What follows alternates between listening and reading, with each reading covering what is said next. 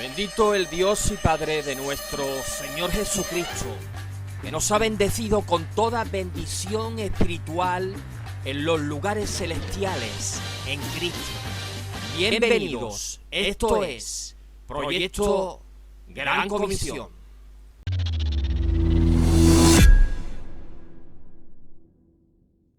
No con ejército ni con fuerza, sino con mi espíritu, dice el Señor. Después de la liberación del exilio en Babilonia, en el año 537 a.C., Zorobabel fue nombrado gobernador por el rey Ciro y fue encargado de reconstruir el templo. Una de las grandes lecciones que Zorobabel tuvo que aprender fue la de entender que la tarea que se le había encomendado no debía de depender de sus habilidades, ni debía de depender de medios humanos. Tuvo que entender que no es con ejército ni con fuerza, sino con el Espíritu del Señor. Este mismo principio es el que tenemos que aplicar la Iglesia en la misión que se nos ha encomendado a nosotros de predicar el Evangelio en todo el mundo. No debemos de intentar llevar a cabo el trabajo evangelístico en base a nuestras habilidades o de acuerdo a nuestros recursos humanos, sino dependiendo del poder del Espíritu Santo. La Iglesia de Jesucristo ha recibido el mismo poder extraordinario que recibió el Mesías como Hijo del Hombre para llevar a cabo su ministerio de salvación. El poder de la presencia del Espíritu Santo de Dios. Veamos entonces a continuación las 5 claves del evangelismo mesiánico relacionadas con el Espíritu Santo. Clave número 1: recibir al Espíritu. El evento mesiánico que dio inicio al ministerio de Jesús fue su bautismo.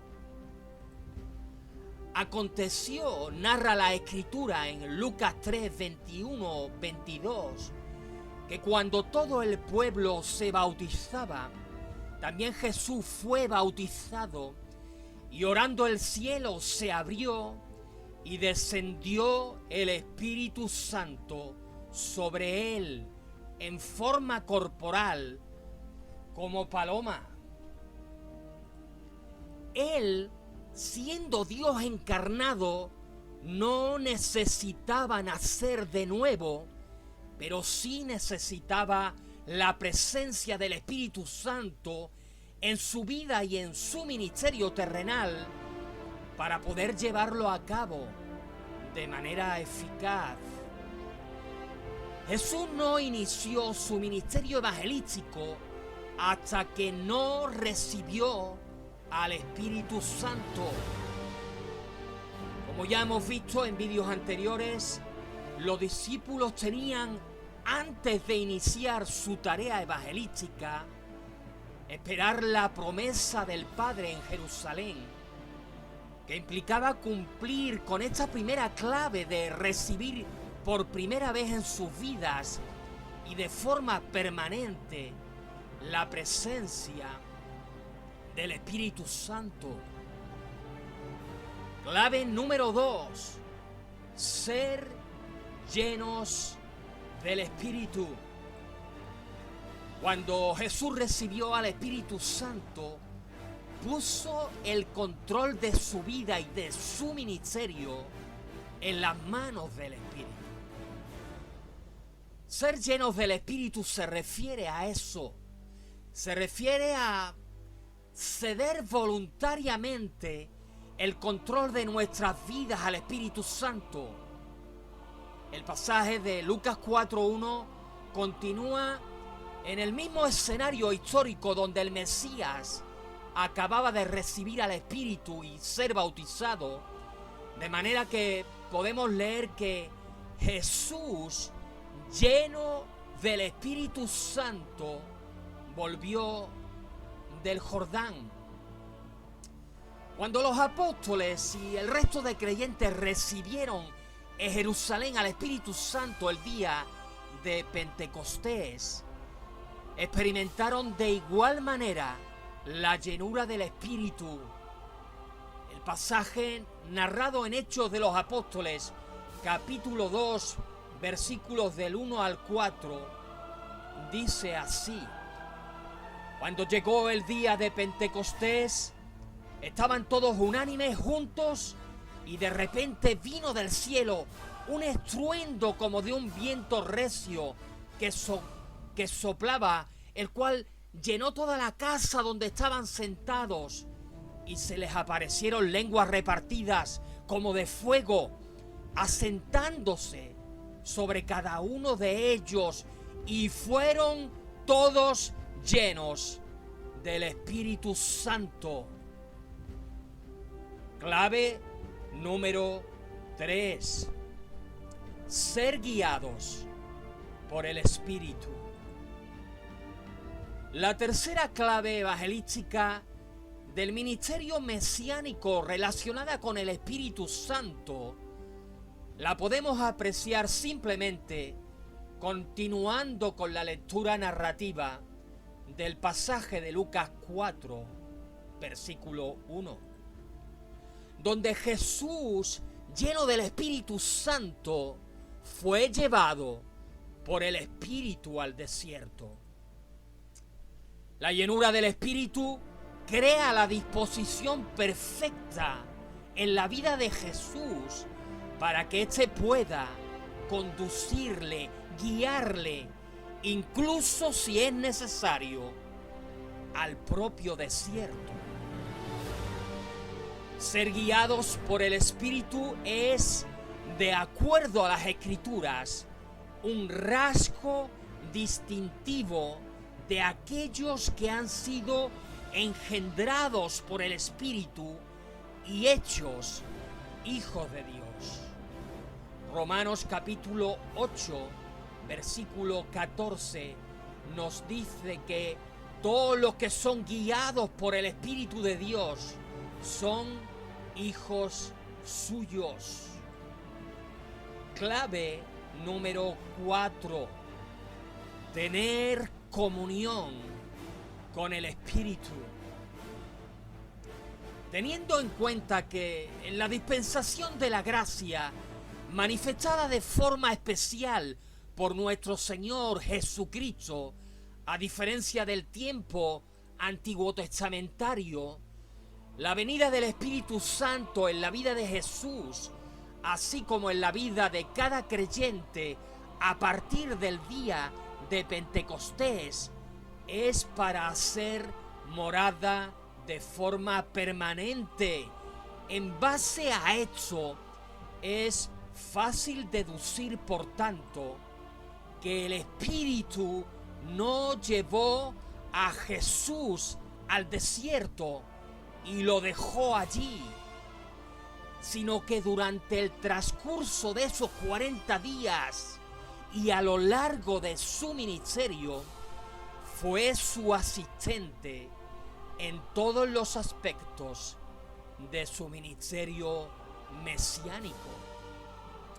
Pablo, concluyendo su segunda epístola a los Corintios, se despide de ellos dejando evidencias escriturales de la necesidad que tenemos todos de atender nuestra comunión con el Espíritu Santo de Dios.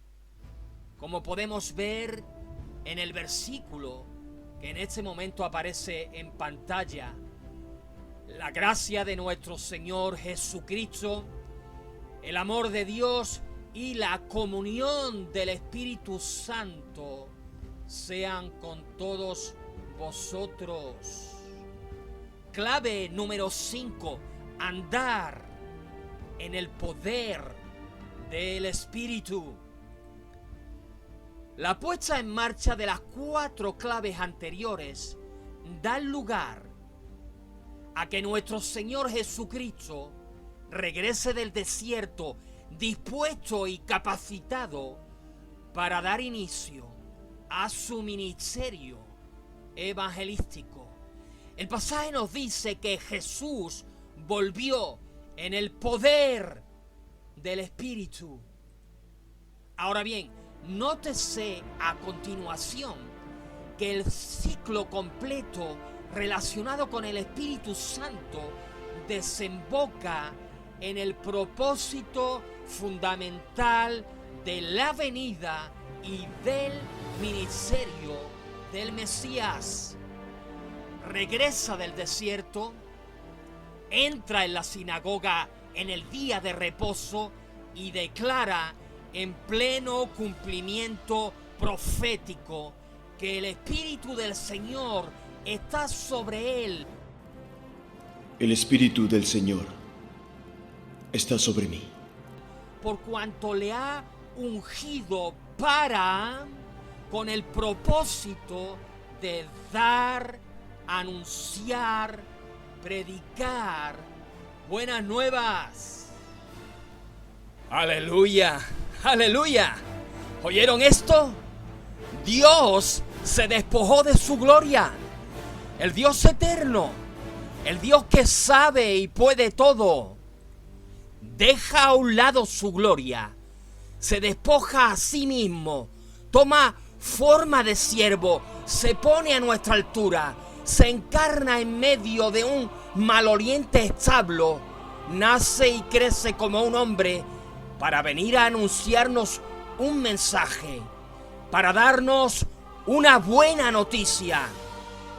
En medio de nuestra miseria y bajeza moral, sabiendo de antemano que el precio de esas buenas nuevas implican que no haya parecer en él ni hermosura, implica que le veamos sin atractivo para que le deseemos, supone tener que ser despreciado y desechado entre los hombres, ser un varón de dolores, experimentado en quebranto, ser menospreciado, desestimado, herido por nuestras rebeliones, molido por nuestros pecados, ser angustiado, sufrir nuestra llaga y ser coronado de espinas, cargar con nuestro pecado, ser insultado, blasfemado y ser llevado como un simple cordero al matadero.